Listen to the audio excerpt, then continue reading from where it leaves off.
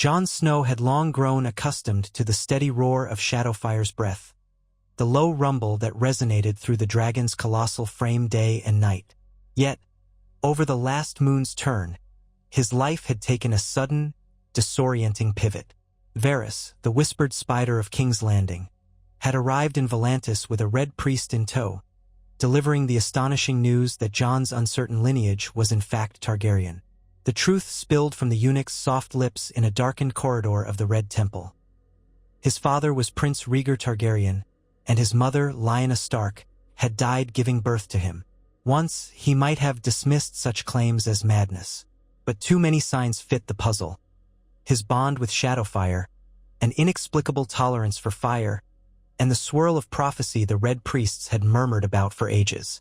Now he knew his real name was Aegon Targaryen, an heir to a legacy he had neither sought nor dreamed of. Before that revelation, Jon had always believed he was just a bastard from the north, an outsider to the Stark family. He had come to Essos, found an unhatched dragon egg by Winterfell's crypts, an act that even he struggled to explain to himself, and discovered, against all odds, that the egg hatched. That single event had propelled him along a road he never intended to tread. He had roamed the free cities, toppling slavers in the presence of his ever-growing black dragon, forging uneasy alliances with red priests. But through it all, a question lingered. Who was he truly? Now the riddle found its answer, courtesy of Varys and the words of a quiet, inscrutable red priest. The night after the revelation, Jon had staggered away in shock, then huddled by Shadowfire's side, pressing a trembling hand to the dragon's warm scales while the whirling truth sank in. He had never felt so unmoored. But Varys was patient. Over the days that followed, the eunuch and the red priest at his side explained that Daenerys Targaryen, the only other living child of the Mad King's line, was in Braavos, hidden under the watch of Ser Willem Darry. There was also Viserys, the brother Daenerys followed, a youth once called the Beggar King. Jon learned that they had fled assassins in the wake of Robert's rebellion, living in uncertainty, dependent on the charity of a few Targaryen loyalists. Varys insisted that Jon must go to them. The Red Priest invoked signs in the flames, speaking of a greater destiny. Some part of Jon still recoiled from talk of destiny, recalling that he was only a bastard, a child no one had claimed. Yet the name Aegon Targaryen weighed heavily on his soul, reminding him that life had changed forever. He had left Volantis behind at dawn, taking only a sparse retinue. Varys, the Red Priest Torm, a quiet, austere man who had once helped guide Jon's early steps among the faith of R'hllor, and a handful of freedmen who volunteered to protect him. Though powerful, Jon was reluctant to march with an army. He needed speed, secrecy, and caution. Word that a Targaryen boy commanded a dragon rivaling the fabled Balerion might set all Essos ablaze. Shadowfire, enormous and terrifying, soared above them. To keep the beast hidden as long as possible, Jon had chosen to let the dragon fly at high altitude, out of the immediate view of villages below. Even so, sightings were inevitable. In hushed roadside inns and dusty markets, Jon and his party heard whispers of the black shape passing overhead, the monstrous wings blotting out the sun. They traveled for weeks, forging eastward across the disputed lands between Volantis and the coast. Every night, Shadowfire would circle a safe perimeter, letting out low growls that kept brigands away. Varys was never less than impressed, though he masked his awe with his usual unruffled courtesy. The Red Priest Torm prayed at each campsite, lighting small fires in honor of R'hllor. Jon felt uneasy about the open flame, but he recognized Torm's devotion as sincere. The priest often murmured cryptic reassurances that the Lord of Light had a plan for them. At last, they neared Braavos, the city of canals and swirling mists, built on a cluster of islands. Its titan loomed like a silent sentinel in the distance, visible even from the mainland. Jon felt an odd shiver watching the vast statue's outline. He had only read of Braavos in Maester's scrolls, a city of illusions and secrets, home to the Iron Bank, the Faceless Men, and many exiles seeking anonymity. Varys guided them along a back road to a marshy area, a day's ride from the city gates. Shadowfire's presence was far too large to hide in any stable or warehouse. So they set up a hidden camp in a shallow depression, ringed by twisted trees and tall reeds. The stench of stagnant water lingered on the air. The moment Shadowfire touched down, the ground trembled under the beast's colossal weight. Jon carefully unfastened the riding harness, a device specially crafted from thick leathers to accommodate the dragon's enormous scale. He patted the dragon's neck. "I'll be back soon," he murmured. He wasn't sure if Shadowfire understood the words, but the bond between them felt deeper than language. The dragon blinked slow golden eyes, releasing a gust of hot breath that ruffled Jon's hair. Ghost, his white direwolf, was no longer at his side. The poor beast had died months earlier in a savage fight with Shadowbinders who had ambushed them near the Valyrian ruins. The memory still stung, but he had Shadowfire now, a living testament to a lineage he had once thought lost. Varys cleared his throat. "We must proceed on foot or horseback quietly. Ser Willem Darry shelters the Targaryen siblings. We suspect the girl is Daenerys, the boy is Viserys. They do not know of your existence, nor do they expect another Targaryen scion." He paused, letting the implications hang in the humid air. "They may not welcome you with open arms. Viserys, I fear, is arrogant, shaped by exile and bitterness. Daenerys is said to be gentler, though overshadowed by her brother's ambitions." Jon nodded. "I won't reveal who I am unless it becomes necessary," he said carefully, though part of him felt an urgency to declare the truth. He was still reeling from his new identity, Aegon Targaryen, sixth of his name. The knowledge weighed on him like an iron chain, both freeing and confining. "But if he tries to marry her off for political gain, I will not remain silent." Torm's eyes glinted. "You carry the name Targaryen. You have a rightful say in her future. The Lord of Light wills that no vile bargains are made that might imperil the realm." Jon had never fully embraced R'hlloreth's faith, though he respected Torm. He only nodded. "We'll see. One step at a time. Let's go." They departed at dawn, leaving behind half their retinue to watch Shadowfire. The morning sun tinted the mists gold as they followed winding paths toward Braavos' main causeway, traveling under assumed identities. A minor merchant caravan, accompanied by a low-ranking priest and a discreet official. The monstrous dragon that accompanied them was nowhere in sight, hidden behind the tall reeds and protective wards set by Torm. Jon felt an odd sense of vulnerability traveling without Shadowfire's protective presence. He had grown used to the dragon's unstoppable might. Now, the city's labyrinth of canals stretched before him, and the Titan of Braavos towered overhead, a reminder of how small a single man could seem in a place of ancient power. Passing through the initial checkpoint, Varys produced papers forging a plausible reason for their visit, something about exploring shipping contracts. The Braavosi guards, suspicious but not unduly so, allowed them entry. Inside, the city's bustle overwhelmed Jon. Narrow canals wove between tall, multicolored buildings. Gondolas drifted lazily, ferried by masked polemen. The tang of salt and fish clung to every corner. Street urchins hawked scraps of food, and foreign merchants crowded over battered crates. Torches and lanterns lined the waterside, lending the place an otherworldly glow. There was an undercurrent of secrecy in Braavos, a sense that every alley contained hidden watchers. Yet it was vibrant, alive, distinct from the dryness and gloom of Volantis. Varys, unerring in his labyrinthine knowledge, led them through twisting alleys until they reached a modest villa near the Purple Harbor, rumored to be owned by Ser Willem Darry. "We should approach quietly," he said. "Ser Darry is aging. He might be wary of strangers. We want to avoid alarming him, especially if Viserys is near." At midday, they paused at a small waterside cafe to plan their approach. A Braavosi minstrel plucked a lute, humming a sorrowful ballad about exiled princes. Jon felt a stirring in his chest, a flash of empathy. He might not have grown up exiled, but he knew what it was to live on the periphery. Soon, though, he would be face to face with two Targaryens he had never met, a supposed aunt and uncle.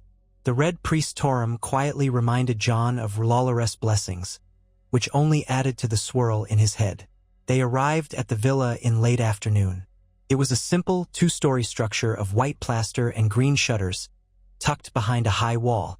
A single guard stood at the gate, looking half asleep until Varys' subtle knock roused him. He was an older man, stooped with a threadbare tunic, but there was resolve in his gaze. "State your business," he demanded. Varys stepped forward smoothly. "My name is Varys. I served the Targaryen monarchy once, and I wish to speak with Ser Willem Darry about matters of mutual interest." He bowed with impeccable courtesy. The guard's lips flattened. "Ser Willem sees few visitors. Come back another day." Varys gave a gentle laugh. "We have come far and in secrecy. Perhaps if you mention that the Spider of King's Landing is here, he will reconsider. If he truly served House Targaryen, he will recall my name. I mean no harm, friend." The guard squinted, then slipped inside. Moments stretched painfully, until at last the gate reopened. Varys and Jon were admitted, Tormund trailing behind them. The courtyard within was small but lush, featuring potted lemon trees that lent a sweet fragrance to the warm air. At a wooden table sat Ser Willem Darry, a man whose hair had gone sparse and gray. He leaned heavily on a cane, his face lined with age. Across from him were two figures. Jon recognized them instantly from descriptions. The boy, perhaps a few years older than Jon, wore an expression of barely contained disdain. Pale-haired and sharp-featured, Viserys Targaryen radiated arrogance even in his threadbare attire. The girl, Daenerys, was younger, slender, and possessed a quiet grace. Her silvery gold hair was braided neatly, and her eyes held a trace of uncertainty. As the newcomers approached, Ser Willem rose, unsteady, but with dignity. He eyed Varys with a faint scowl. "Master of Whisperers," he said in a scratchy voice, "I never thought to see you again, and in Braavos no less." Varys offered a deep bow. "Ser Willem, I come with no ill intent. Please forgive my intrusion. I had tidings that might interest your charges." He flicked a glance toward Viserys and Daenerys, who both stood. Viserys spoke first, spitting out the words, "Tidings? From the usurper's council? We have no need of your so-called tidings." His voice was sharper than a lash. He looked at Jon with unhidden contempt, assessing the young man's plain attire and the sword at his hip. Then his gaze settled on Tormund's red priest robes with a sneer. "More false followers of R'hllor, I see. Is that who you trust now, Varys? Next, you'll bring Lysine whores to lecture us on courtly behavior." Daenerys, by contrast, stepped forward with a small, measured smile. "Brother, calm yourself. Let Ser Willem judge if we should hear them out." She turned her violet eyes to Varys, and then to Jon, curiosity brimming. "You said you served our family once. Does that mean you have news for us about Westeros, or the crown?"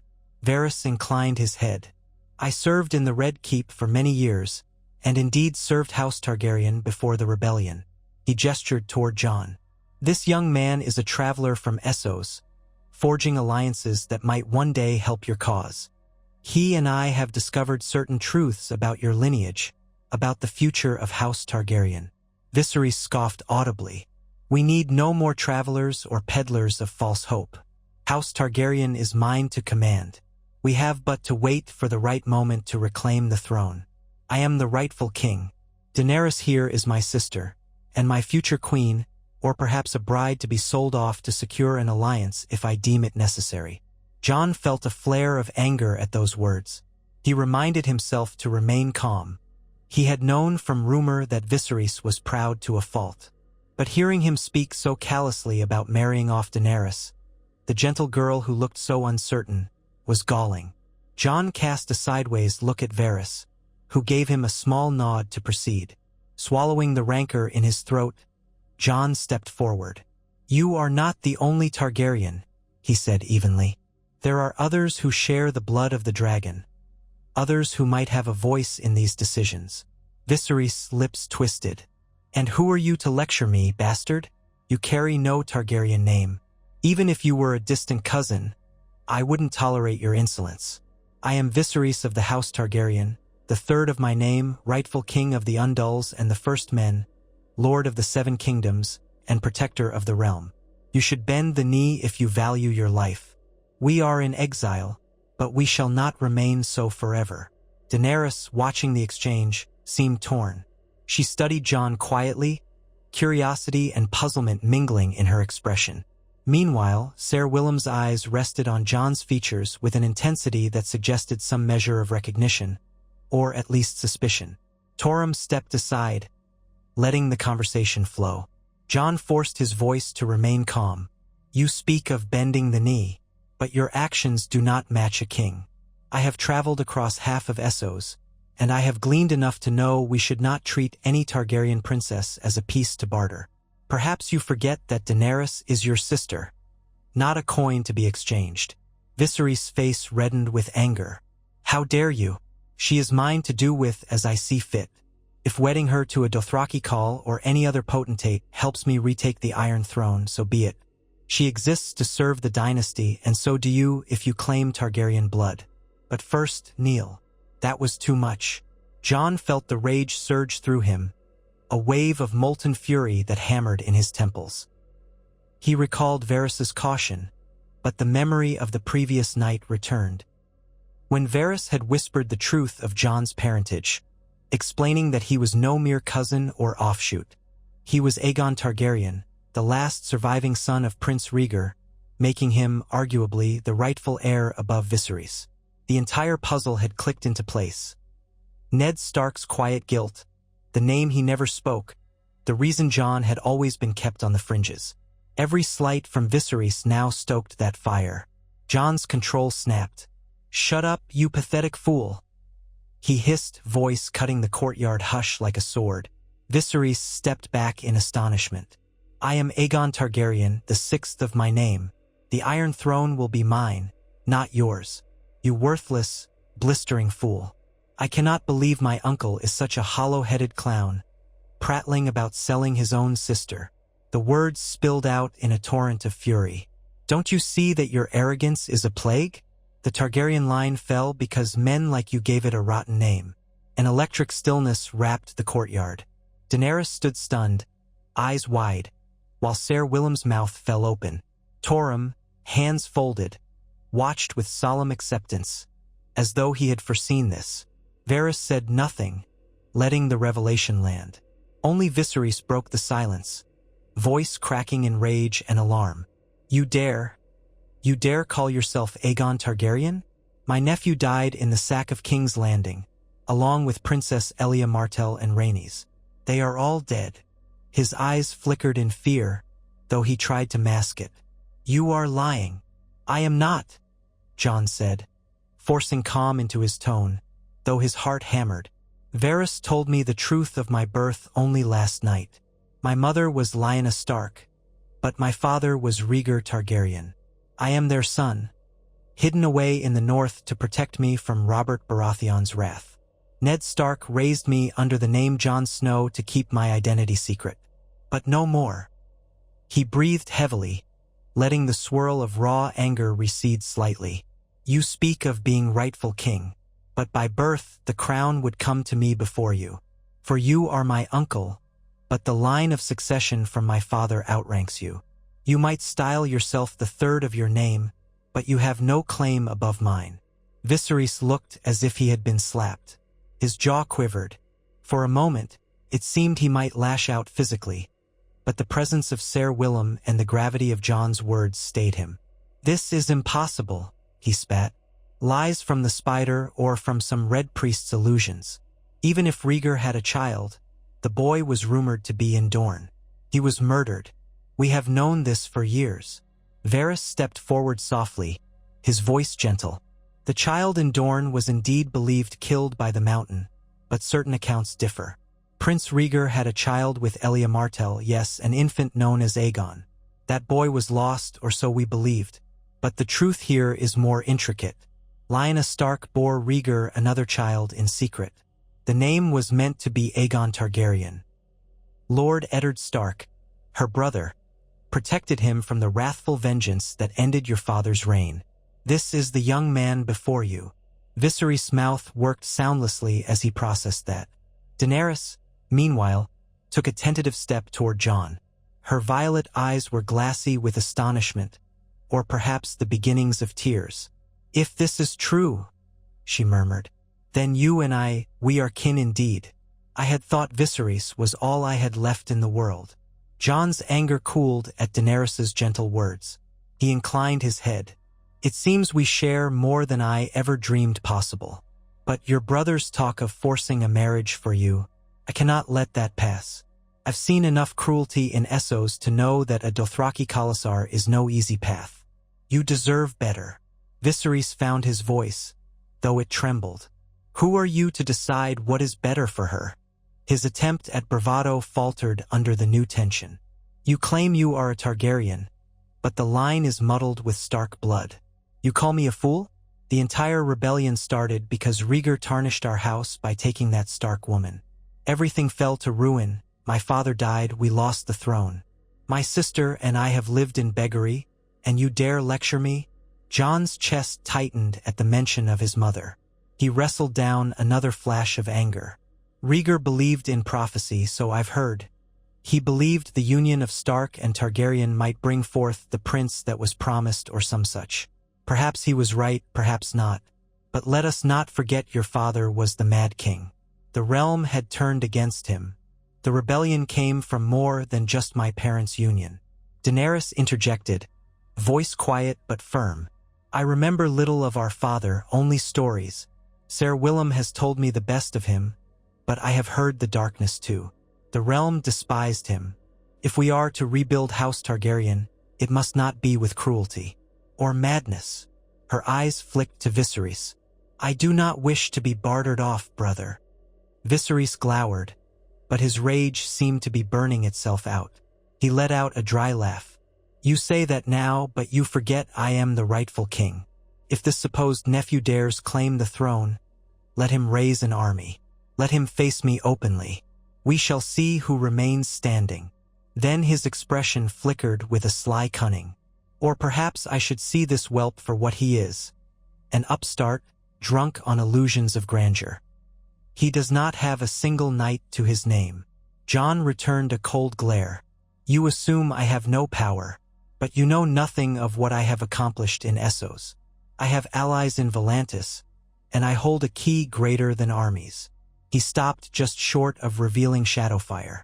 Though he burned to wipe the smirk from Viserys' face by describing the monstrous black dragon waiting outside the city, he reminded himself that the time for that revelation was not yet. Varys gently cleared his throat. "We have not come to sow strife, my prince, pardon, my princes, it seems. We only hope to reconcile your interests. House Targaryen has few heirs. If you quarrel, you destroy what remains of your house. Perhaps there is a path that allows you to pool your resources without this reckless talk of selling Daenerys to savage horselords." Viserys' temper flared again. "You would call them savage, yet many say they are unstoppable in war. I am thinking practically. If a Khalasar grants me the men I need, we can reclaim the 7 kingdoms and unseat the usurper. The spider's talk of reconciliation is nonsense. I alone am king." Ser Willem raised a trembling hand, his voice hoarse with the weight of age. "Your Grace, if you accept that this young man is your nephew, then you must acknowledge that your father's line continues in him. We do not know the full truth of his claim, but if it stands, you must find common ground. The realm is fractious. Robert Baratheon would kill any Targaryen he deems a threat." Daenerys moved closer to Jon, regarding him with cautious warmth. "What do you suggest, then, if not an alliance with the Dothraki? We have no armies. My brother believes we must seize any advantage. But I do not relish the thought of wedding a Khal who knows no gentleness." Her cheeks colored, but she remained poised. Jon admired her fortitude. "We can plan differently," Jon said. "In time, we might gather allies among the free cities. I have done so in Volantis, forging alliances with those who abhor slavery. With wise steps, we might unify men who would otherwise tear each other apart. But forcing you into a Dothraki marriage is a step too far. If you want to retake Westeros, you'll need loyalty, not just terror. The realm's memory of House Targaryen is scarred by fire and madness." Viserys snorted. You speak as though you are a seasoned general. Are you prepared to sponsor an entire war, feed thousands of soldiers? Babble all you like of your puny alliances. I aim higher. Jon turned a bleak stare on him. And how many gold dragons do you possess? How many swords are at your back? The truth is, we're all exiles. If we do not unify, we are doomed to remain scattered. If you would continue pushing your sister into a barbaric fate, I'll stand against you. House Targaryen needs more than your empty pride. It needs sense. Viserys opened his mouth, perhaps to issue a furious retort. But before the words emerged, Daenerys placed a gentle hand on his arm. "Brother, enough," she pleaded. "Let us not fight here. Ser Willem's health suffers from stress, and we gain nothing by shouting. If we truly are not alone, if there is a nephew or cousin with Targaryen blood, should we not at least explore what that means?" Viserys shook her off with a sneer, but the venom in his eyes wavered. He turned away, arms folded. "You want me to break bread with this half-blood upstart? Fine. If he is truly the child of Rhaegar, let him prove it. I see no silver hair. He looks every inch a Stark. A wolf among dragons." Jon's mouth tightened at the mention of his Stark blood. He had loved Ned Stark as a father, never imagining that the man might have concealed so great a truth. He was torn between old loyalties to House Stark and the new truth of being a Targaryen. "I do not choose to deny the North," he said quietly, "but I cannot escape the blood in my veins. I have a right to stand for House Targaryen. You and Daenerys are my family as well, for better or worse. I suggest you think carefully before dismissing me." A strained silence fell. At length Varys exhaled. "Shall we at least move inside and speak more calmly? Ser Willem, your hospitality is appreciated. This courtyard is too public for such revelations." Ser Willem hesitated, then nodded. "Yes, come within. We can share a meal, though I must warn you, resources are limited." He beckoned them toward the villa's main door. Viserys stomped inside first, refusing to look back at Jon. Daenerys lingered, glancing over her shoulder as though she might say something. But in the end, she followed her brother, leaving Jon, Varys, and Tormund to trail behind. Inside, the villa's interior was modest but comfortable enough, with old tapestries and worn furniture. A large table dominated the main hall, set with simple wooden plates. The windows overlooked a narrow canal, where the murky water reflected the last rays of sun. Jon realized it must have been a tight existence. Ser Willem, once a proud knight, reduced to renting or owning this small Braavosi dwelling, trying to keep the Targaryen heirs safe while their funds dwindled. He felt an unexpected pang of sympathy even for Viserys. Exile could forge bitterness in the strongest hearts, and evidently, it had twisted Viserys with resentment. They settled around the table. Tormund quietly took the seat furthest from Viserys, hands folded in prayer. Varys, ever the diplomat, placed himself near the Targaryen siblings, bridging the gap between them and Jon. Ser Willem remained standing, as if prepared to intervene should tempers flare again. Daenerys clasped her hands in her lap, offering a polite nod as Jon sat across from her. Her eyes flicked around the room, uncertain. Finally, she mustered a gentle question. "You said you traveled Essos. May I ask what you have seen? I know so little of the outside world beyond these walls." Jon paused, exhaling. "I started in Volantis. There's a temple of R'hllor there, and I found cause to remain among the Red Priests. They recognized certain qualities in me I had not understood. I fought slavers, helped free small pockets of enslaved men, women, and children. It was not a grand war, but it made a difference to those who gained freedom. In time, I forged alliances with local powers. I have a modest cadre of supporters who believe in a Targaryen restoration that abolishes slavery. Essos is vast, though. I cannot claim mastery of it." Daenerys' eyes lit with empathy. "Freeing slaves, that is a noble cause. Viserys often speaks of building an army from men who might rally to our banner, but it is a vague dream. We have not the resources to set them free ourselves." I admire that you have done so." Viserys made a derisive noise. "Noble? Perhaps, but petty raids on slavers do not an army make. War requires mercenaries, gold, ships. We must bend Essos to our will if we wish to retake Westeros. You prattle about compassion when strength is all that matters. Jon's anger simmered just below the surface. Strength alone will not keep you on the throne if you regain it. The realm learned to fear Targaryen might, but they also learned to hate it. A wise king might temper force with mercy. Viserys slammed his hand on the table, rattling a cup.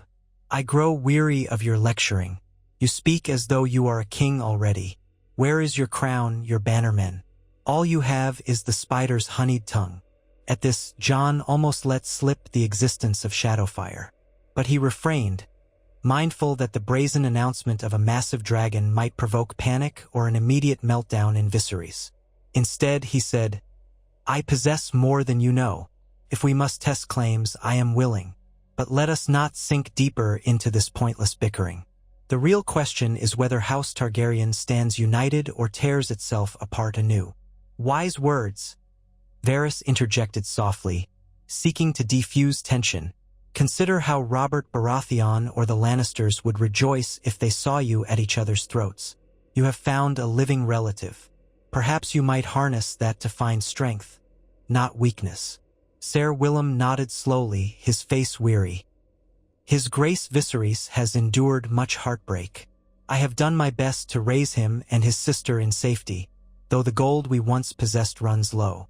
If you do indeed have resources and alliances, my lord, my prince, it may be that a partnership is prudent, provided we can quell these disagreements. Viserys folded his arms, saying nothing. Daenerys, after a moment, bowed her head.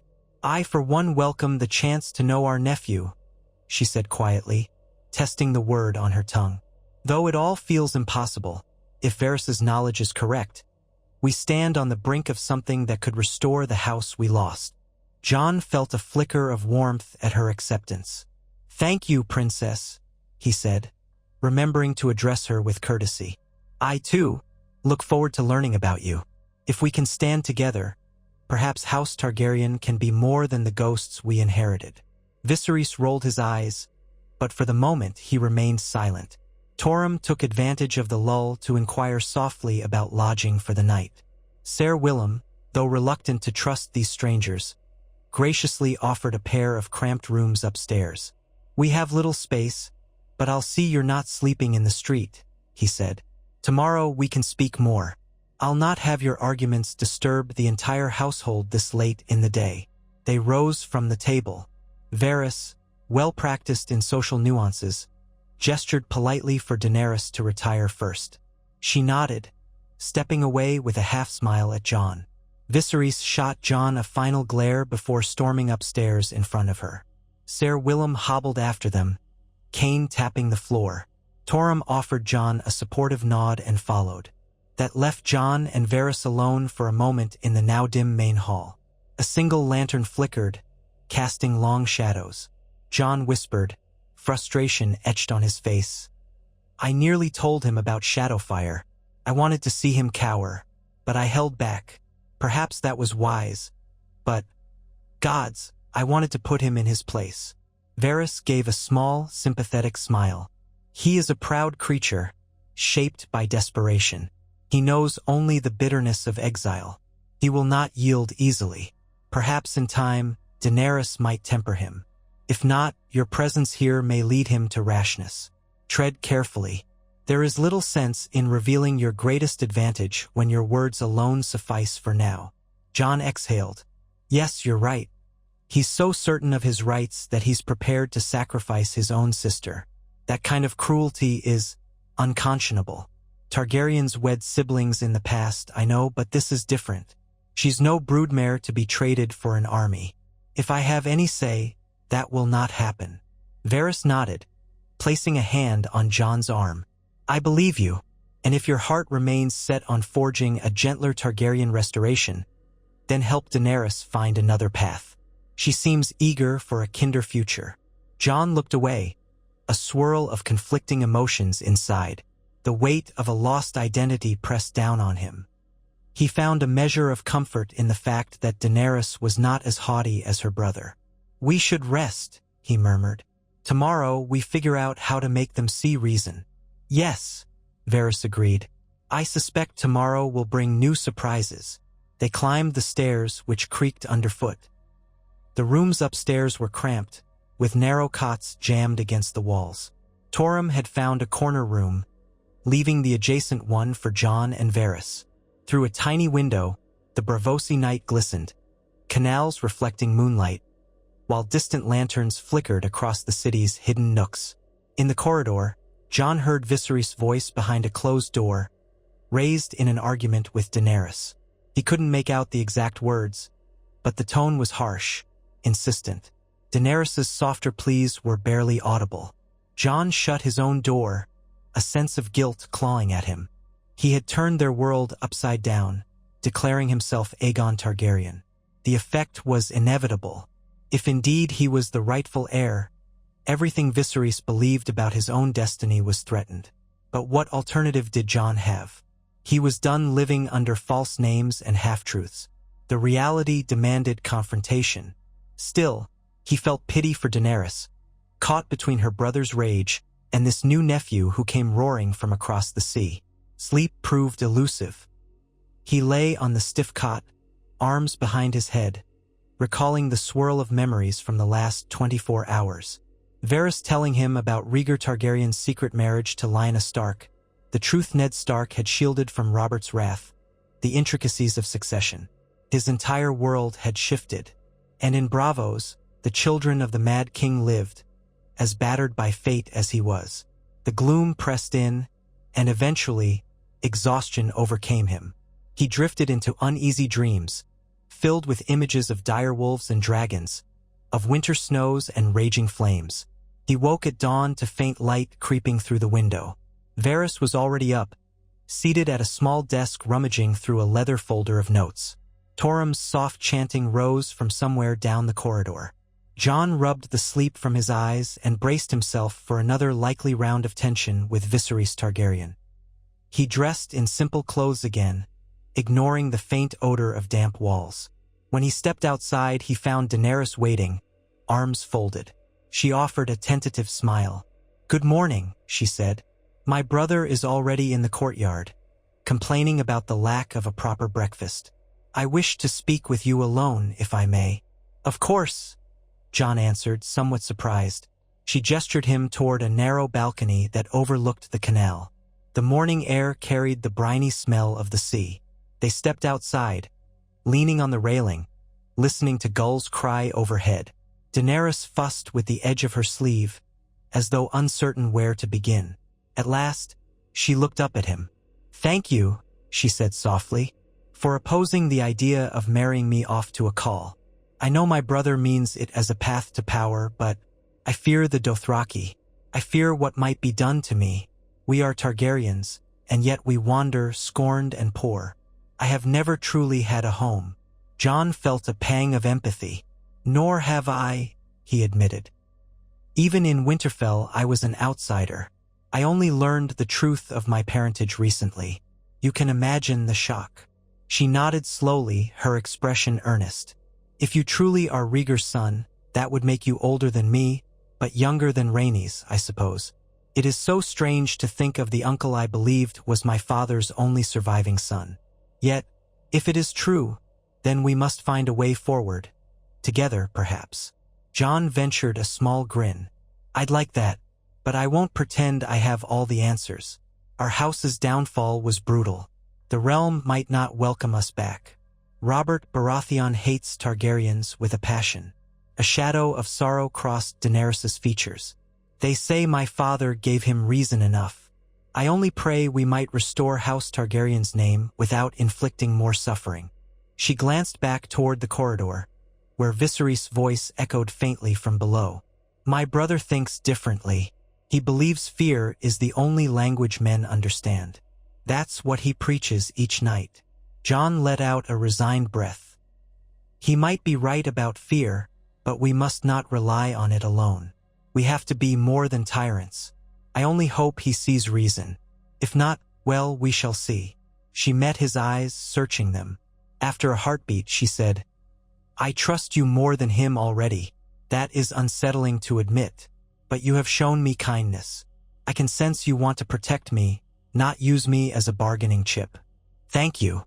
Her cheeks flushed, and she turned away, hurrying back inside before Jon could respond. He remained on the balcony a few moments, absorbing her words. A warmth fluttered in his chest, fleeting but real. Perhaps, amid all the chaos, an ally in Daenerys was emerging. Downstairs, breakfast was a Spartan affair. Stale bread, watered-down wine, and a bit of cheese. Viserys slouched at the table, shoulders stiff. Ser Willem hovered by him, sipping his own cup. Tormund and Varys arrived together. The tension thickened as Jon took a seat, but Viserys merely glared. "Let us get this over with," he said. "What is your plan, nephew?" Jon almost choked on the stale bread. The word nephew dripped with sarcasm, but it was at least an acknowledgement of some tenuous kinship. He cleared his throat. "My plan is to maintain alliances in Essos, build support among those who might wish to see a new Targaryen ascend. And if the time is right, we cross the sea to challenge Robert or his successor." Viserys tapped a finger on the table. "Glib words. You spoke of alliances in Volantis, but you have no real army. The Sellsword companies ask for coin, and we have none. The Iron Bank will not lend to beggars.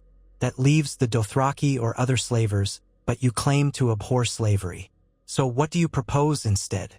Jon's mind raced. He could mention Shadowfire, but he remembered Varys's caution. This was not the moment for flamboyant revelations. There are ways to muster support without forging deals with slavers. Some in the free cities resent the influence of the old families. Others fear the Dothraki. If we offer them a stable alternative, they might rally behind us. If you were seen as a champion of justice, not a vengeful tyrant, the common folk might follow you. Viserys snorted. "Justice, that is all well and good, but the lords and ladies of Westeros will not yield for your ideals. They yield only to power." He paused, eyeing Jon sourly. "Unless you have some hidden power to force them." Jon forced a neutral expression. "I have certain strengths, more than you can imagine." Varys coughed politely. "There is also the possibility of strategic marriages. One of you might marry a noble from the free cities, forging ties that bring wealth or troops." Viserys gave a meaningful smirk. "Exactly. Marrying Daenerys to a powerful ally might be the key. The difference is, nephew, you do not get to forbid me. She is my sister.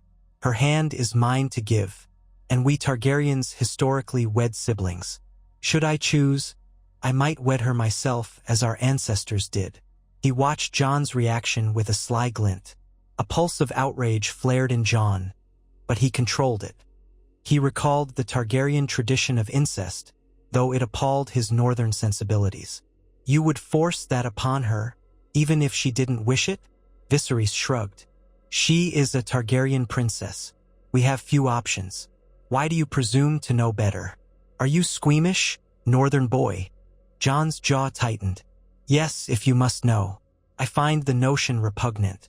Daenerys deserves the freedom to choose." Viserys stood abruptly, jostling the table. "I have had enough of your insolence. I refuse to sit here and be lectured by a half-breed Targaryen who was raised by the Starks. If you cannot stomach the ways of our house, perhaps you should run back to your foreign allies." He stormed toward the courtyard door, slamming it behind him. The others exchanged uneasy glances. Daenerys rose as though to follow him, but then she hesitated, sinking back into her seat. Her eyes glistened. "He does not truly mean to wed me," she whispered half to herself. "He only says these things to intimidate you or me." Jon wanted to reassure her. Instead, he said, "I can't read his mind, but his threats ring hollow if we stand together. I won't let him treat you as chattel." She lowered her gaze, nodding. Ser Willem patted her shoulder gently. Then he shuffled after Viserys, perhaps to calm the young man before he did something rash. Tormund exhaled, offering a subdued prayer for peace. Varys eyed Jon with a fleeting, knowing look, as though confirming that the day's tensions were far from over. They spent the afternoon in uneasy limbo. Viserys holed himself up in an upstairs chamber, refusing to speak with any of them. Daenerys helped Ser Willem tend to small chores around the villa, though she wore a distracted expression. Tormund quietly ventured into the Braavosi streets, presumably to gather supplies or glean news from Red Priest enclaves. Varys suggested that he and Jon walk along the canals to get a feel for the city. Jon agreed, hoping the change of scenery would cool his anger. Braavos in daylight dazzled with color. Merchant galleys arrived at the Purple Harbor, offloading spices, silk, and casks of wine. Gondolas glided under stone bridges, filled with couples or traders bartering mid-journey. Street performers juggled knives, and masked figures sold skewers of grilled fish. The city teemed with life, each corner revealing a new spectacle. Yet Jon walked with a heavy heart, turning over the morning's confrontation. If Viserys refused any compromise, how could House Targaryen unify? Varys gently guided him past a row of taverns, speaking in a hushed tone. "We might have to reveal at least some portion of your might," the spider said. "Viserys respects power above all. If he sees you as merely talk, he will never yield an inch. But if he glimpses the truth, that you command a monstrous dragon, he might think twice about alienating you." Jon nodded. "I considered that, but there is a danger. If word spreads in Braavos that a Targaryen heir with a giant dragon is present, panic could erupt, or opportunists might try to exploit it. We risk drawing the attention of every assassin and bounty hunter in the city, or the Iron Bank might see us as a threat. On the other hand, if I do nothing, Viserys might push Daenerys into a desperate alliance." Varys patted his arm sympathetically. A difficult choice, to be sure. He paused to buy them each a skewer of roasted fish from a vendor, pressing a copper coin into the man's calloused hand. Then they continued walking, munching in silence a while. Eventually, Varys spoke again. "If you believe in forging a Kinder Targaryen restoration, you might let Daenerys see the dragon first, privately. She, at least, would be comforted that you have the means to protect her from her brother's rash plans." Jon considered it. "Yes, that might be wise. She deserves to know I can keep her safe. But we must do it discreetly. Perhaps we can arrange a short trip outside the city." He imagined leading Daenerys across the marshes to where Shadowfire lay hidden, letting her see the sheer scale of the Black Dragon. The notion filled him with a strange excitement. She had likely never beheld a living dragon. Indeed, no one in living memory had, aside from Jon's entourage. That evening, he returned to the villa and found Daenerys alone in the small courtyard, leaning against a lemon tree. Viserys was nowhere in sight, presumably off brooding. Ser Willem dozed by the window. Jon approached quietly. She turned to him, her face lit by the glow of a hanging lantern. "My brother sulks," she said simply. "He threatened to leave Braavos altogether, perhaps to find his Dothraki alliance alone.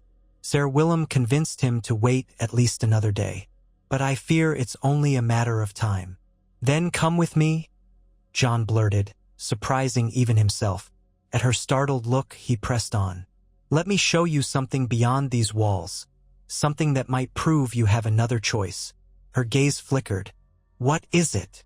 He hesitated, glancing around to ensure no eavesdroppers lurked. "Trust me. Gather a cloak, a warm one, and meet me at the gate in half an hour. I promise you will be safe. I just need your word you will not speak of it to your brother, at least not yet."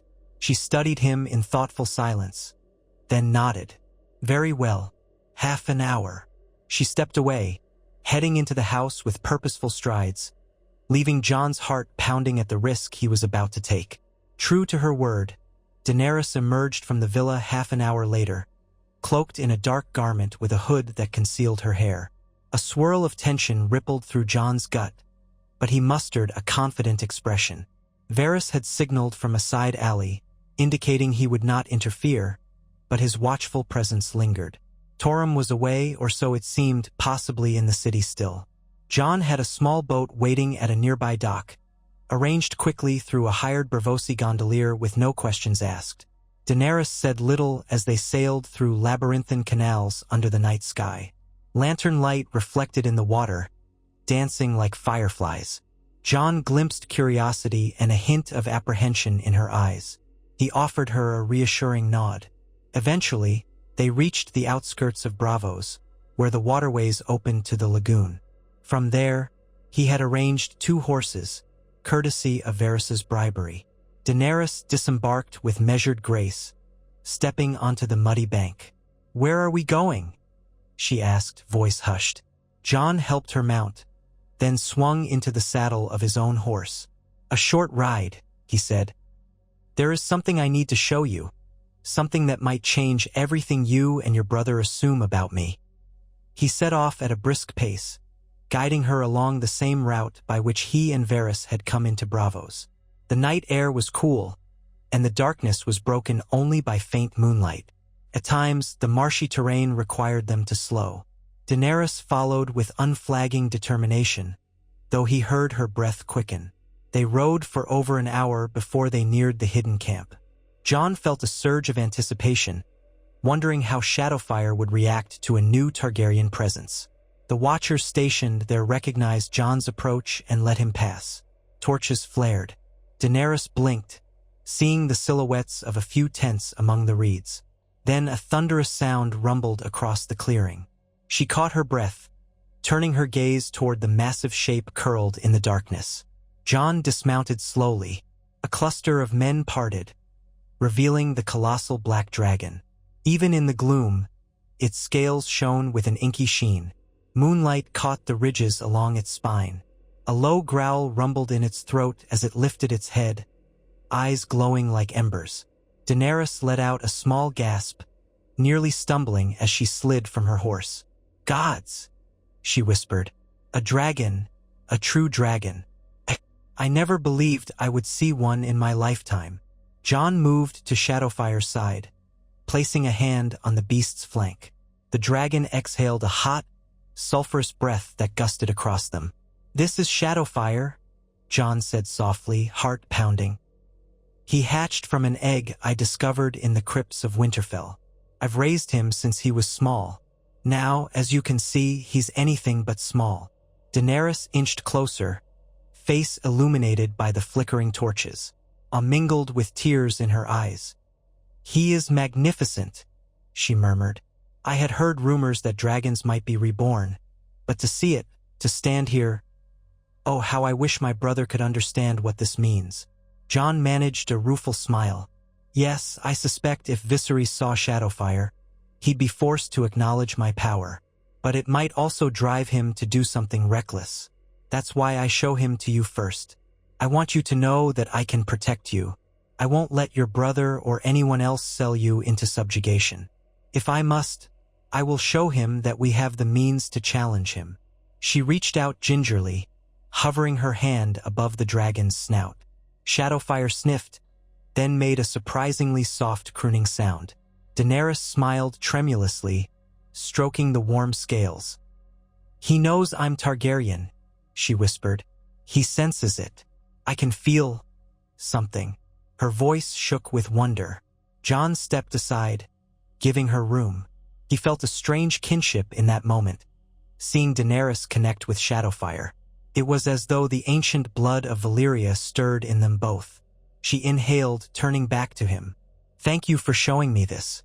I understand now that your claims are not empty. You truly command the fire of our ancestors." He clasped his hands behind his back, uneasy yet relieved. "Yes, I needed you to see that I'm not just an upstart. I carry a piece of House Targaryen's might, and it's bigger than anything your brother imagines. If we can unify, we might shape a better future for ourselves and the realm. But if Viserys insists on forcing your hand or ignoring reason, this power will stand against him."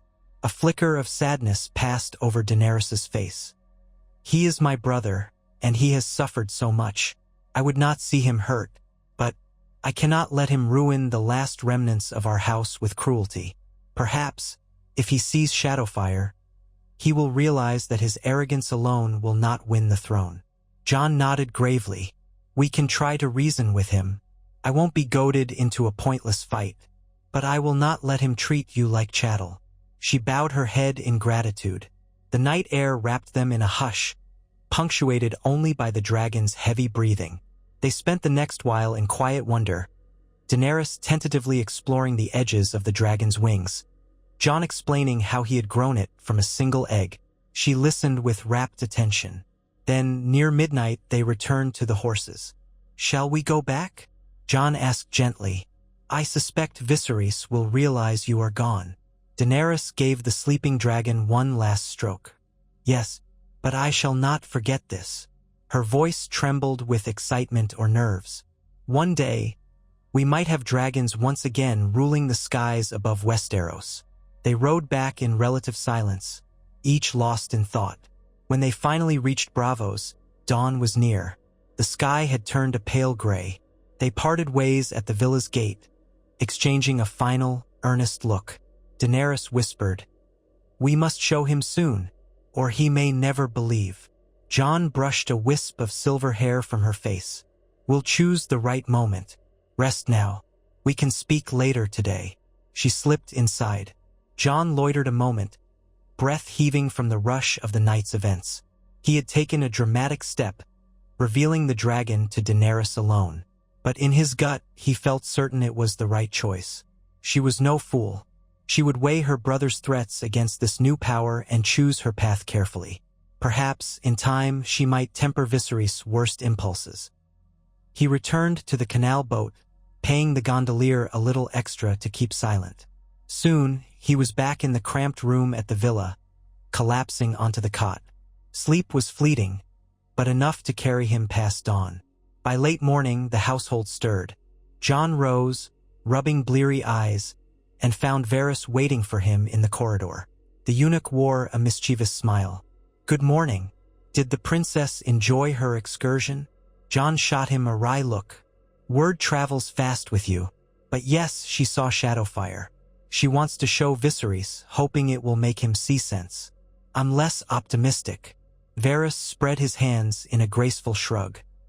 "Desperation can make men do foolish things, but it can also force them to compromise. Let us see how events unfold." They descended to the main hall, where Daenerys and Ser Willem were seated. Breakfast had been laid out again, somewhat better than the day before. Viserys was not present. Daenerys greeted Jon with a polite smile that carried a hint of the secret they now shared. Ser Willem looked relieved to see them on speaking terms. "Viserys is in the courtyard," he said quietly. "In a foul mood. Perhaps you can calm him. He keeps muttering about departing soon." Jon nodded, exchanging a glance with Daenerys. She set aside her cup, rising. "Let's confront him. If we wait, he'll only stew in anger." They found Viserys pacing by the lemon trees, dressed in travel clothes, a small trunk at his feet. He turned, eyes blazing. "There you are, sister. I see you snuck off in the night for your own amusements. I've had enough. We leave this city at once. Perhaps Pentos awaits, or the Dothraki Sea if need be." Daenerys drew a deep breath. "Brother, I must show you something before you decide. Something that changes everything." Viserys sneered. "What could you possibly show me, dear sister, that would overshadow my rightful claim?" Jon stepped in. "It's not just her claim. It's about the future of House Targaryen. You may think me an upstart, but if you see what I have, you'll understand that we can restore our house without selling Daenerys to the Dothraki." Viserys' eyes narrowed. "What nonsense is this? You speak in riddles. I am bored of your illusions." Daenerys took a step forward. "Please trust me, if only once," she implored. "If you see it and still choose to leave, then I will not stop you." Viserys hesitated, torn between suspicion and curiosity. Jon sensed that the arrogance in him was warring with the chance that there might be genuine power at stake. Finally, the older Targaryen let out a frustrated growl. "Fine, show me, though I suspect it's a waste of my time." Jon turned to Ser Willem and Varys. "We'll need a discreet approach out of the city. Can you arrange for a boat and horses again? This time we bring Viserys too. Let us keep watchers to ensure we're not followed by unwelcome eyes." Varys inclined his head. I can manage that. Torm is away, but we have enough allies. Ser Willem looked uncertain but nodded. If this halts your departure, I welcome it, Viserys. We cannot keep fleeing aimlessly. Viserys folded his arms. I will see what you claim is so grand, nephew. If it's some parlor trick, I vow I will not rest until you are put in your place. Jon forced a cool smile. I assure you it's no trick. Within the hour they set forth. Varys stayed behind, trusting that subtlety would be better served by fewer people. Ser Willem remained too, exhausted from the turmoil, leaving only Jon, Daenerys, and a very skeptical Viserys. They traversed the canals much as Jon and Daenerys had the previous night, though in daylight it was more challenging to avoid prying eyes. Twice, Braavosi sentries glanced their way, but Jon had paid the boatmen generously to skirt well-known thoroughfares. Viserys muttered curses, hating the cramped gondola, but Daenerys ignored him, her face set with quiet resolve. They reached the lagoon's edge. 3 horses waited, along with a single guard from Jon's retinue, one of the freedmen from Volantis. Viserys eyed him disdainfully. What, you employ common rabble now? Jon's calm threatened to fray, but he forced himself to ignore the insult. They rode out across the same route as before, winding through swampy terrain. Daenerys remained composed, occasionally meeting Jon's eyes with a slight nod. Viserys wore an air of bored scorn, hunching his shoulders in the saddle. The freedmen led them to the hidden camp, where again the torches flared. This time, Shadowfire sensed the tension and uncoiled almost fully, towering in the marsh. Viserys stiffened, mouth falling open in a silent gasp. For a second, he seemed to quake in the saddle. Jon dismounted, stepping aside to let Viserys see. Daenerys did the same, removing her hood. Shadowfire growled, exhaling steam. The reek of sulfur drifted on the breeze. The freedman bowed his head respectfully to the dragon, then retreated to a safe distance. Jon let Viserys witness the full majesty of the black beast. A mammoth serpent-lizard shape, wings folded but still menacingly large, eyes blazing with unearthly intelligence. Daenerys broke the silence. Behold, brother, if you have never believed in my nephew's claim, believe in this. He hatched a dragon, and it has grown beyond imagining. Viserys slid off his horse, nearly stumbling. He stared at the dragon with wide eyes, face pale as death. 7 hells, he breathed. This can't be real. The last dragons died a century ago, except for those stunted creatures in King's Landing. How did you? Jon stepped forward, placing a hand on Shadowfire's flank. The dragon snorted, a billow of hot breath swirling around them. I found the egg beneath Winterfell, an artifact from an age long past. It hatched. I raised it. Now no army in Essos or Westeros can ignore me. This is the power of our bloodline, Viserys. I am not a pretender. I am Aegon Targaryen. Viserys trembled. A real dragon, he repeated in a daze. For a fleeting instant, a spark of wonder lit his features, as though glimpsing a childhood fantasy made flesh. Then bitterness twisted his mouth. So that's what you've concealed, and you bring it here to mock me, to prove that you overshadow me. You wish me to bend the knee to you now, nephew? Jon shook his head. I wish you to see that we need not rely on barbaric alliances. We have a living dragon. That alone can rally men to our side if we handle it wisely.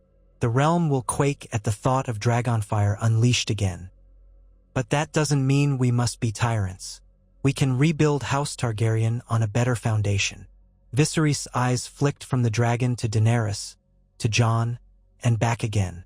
He licked his lips, trying to mask fear with bravado. If that is true, then perhaps we do not need the Dothraki. But who commands the dragon? You, because you found it?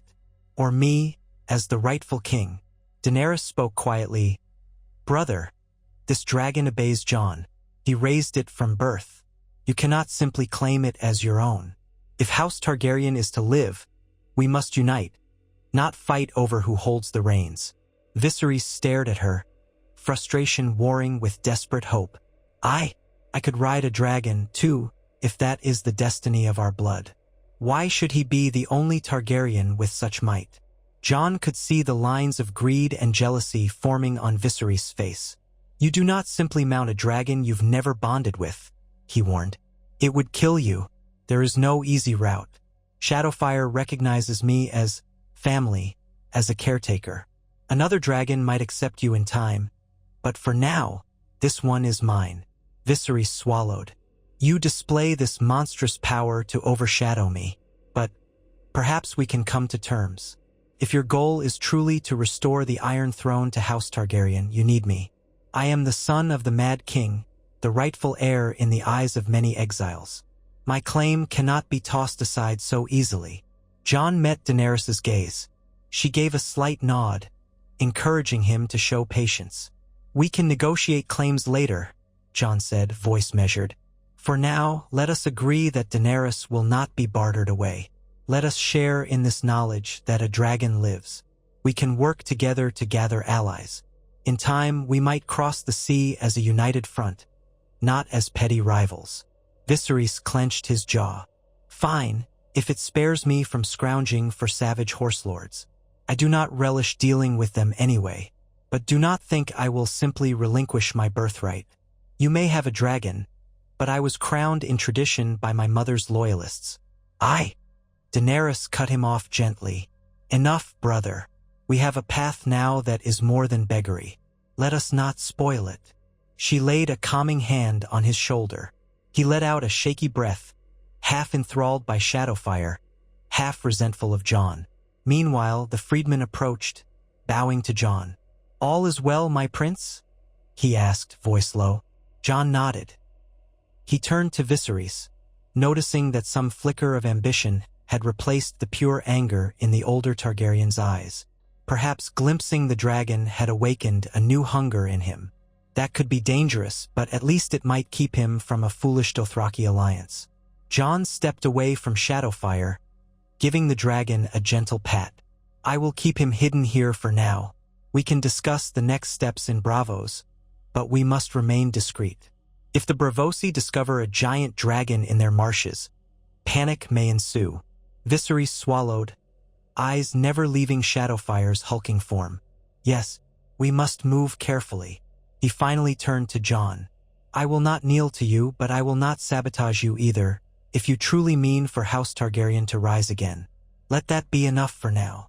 Jon accepted the begrudging truce, seeing no better alternative. Agreed. Daenerys let out a soft breath of relief. She stepped forward, placing a trembling hand on Viserys' arm. We are not alone anymore. That must count for something. Viserys nodded stiffly, as though unsure whether to embrace or reject her comfort. The new equilibrium, fragile though it was, seemed to settle over them. Shadowfire huffed and shifted in the mud, looming like a silent testament to House Targaryen's resilience. Jon felt a quiet surge of hope. Perhaps they would forge a path that mended the fractious lines in their house. Perhaps not.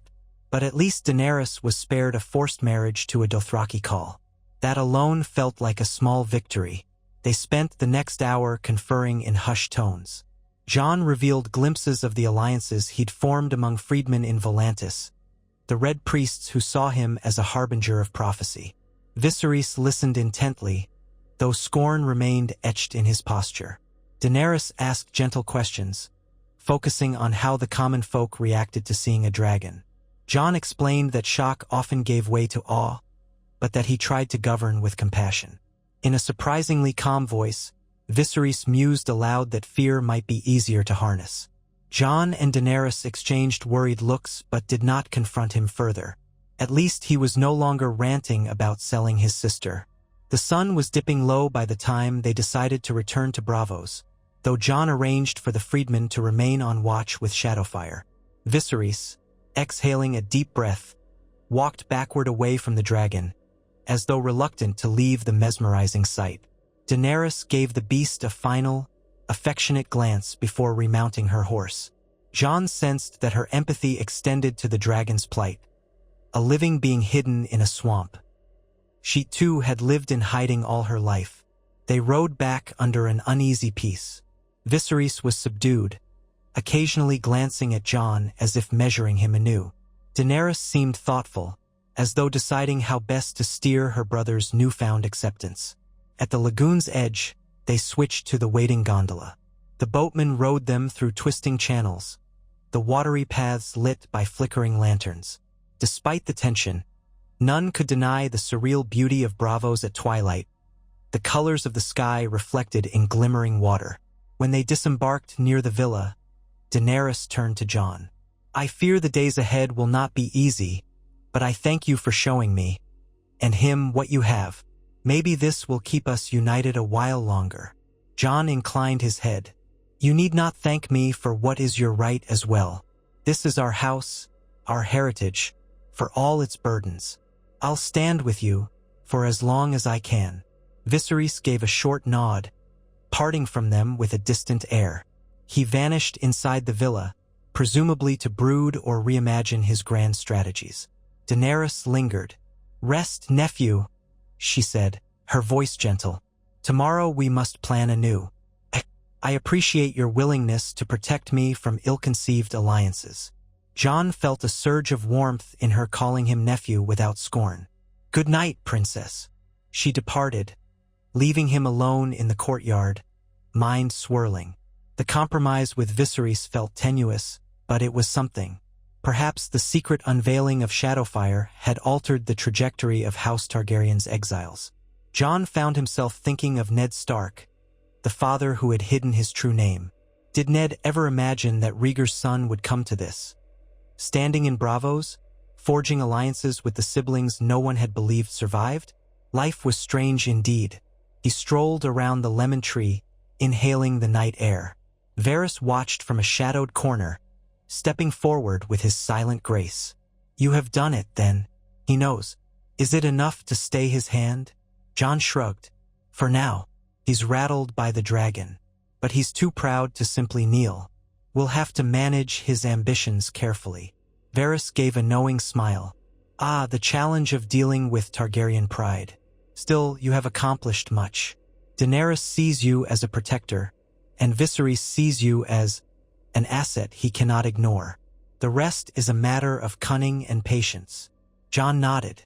"Tomorrow, we talk more about uniting our efforts. After that, who knows? Perhaps we journey to Volantis or somewhere else.